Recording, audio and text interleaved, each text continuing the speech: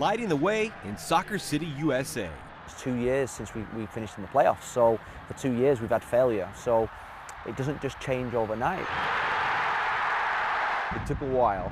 Yeah. Phil Neville's Portland Timbers are rocketing up the summer charts. Unbeaten their last 7 at home, including a 7-1 goal differential the past 2 times out in Major League Soccer. This last week, I'd say walking in and around Portland, particularly in and around the club from top to bottom, there's been people are bouncing around the place, and you know, and normally you just have probably the group, you know, the players, you know, with the spirit, but the whole group, the whole club. Now my job is to keep everybody's feet on the ground, you know. We've got a long way to go. We've achieved nothing yet. From last place in the West to a chance to climb up to 4th on Saturday night at the conference-leading LA Galaxy.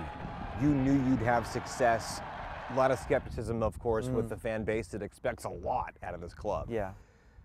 How prideful are you that you've maybe turned the key on a few of them that, like, you got them on your side now? Yeah, and you know what? I think when I was announced, there was big objections from certain parts, and I never worried, because what I thought then is that I'm joining a club that supporters care about their football club. I needed to get to know them, but more importantly, they needed to get to know me. And I think once that's happened, I think there's been an even stronger bond.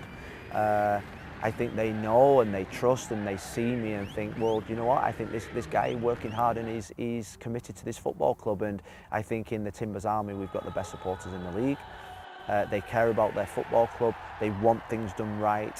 And this football club is really special. I know that you go places, you go to dinner, you go shopping. Yeah. People recognize you. You didn't necessarily get that in Miami. No, I didn't. And like, coming to Portland is, I said it to my wife the other day, it's like living in Manchester, because obsessed with football, incredible people. The people in this town are the best people I've ever come across in the whole of America. This city, it's almost like a family. That's what Manchester's like. My wife she likes to cook. She's a brilliant cook. So we spend a lot of time in Fred Meyer's, the supermarket, and the amount of people in Fred Meyer's that, and I could go in Publix in Miami and nobody would know where I was. In Fred Meyer, every time I go in, there's always a Timbers fan. There's always someone who wants to talk about football. And people say, oh, does that annoy you?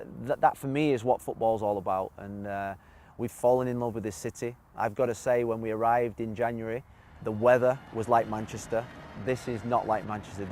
I think this city with a blue sky and the sun out is one of the best cities in America. Don't tell everybody that, they'll keep moving here. I know, right? I know.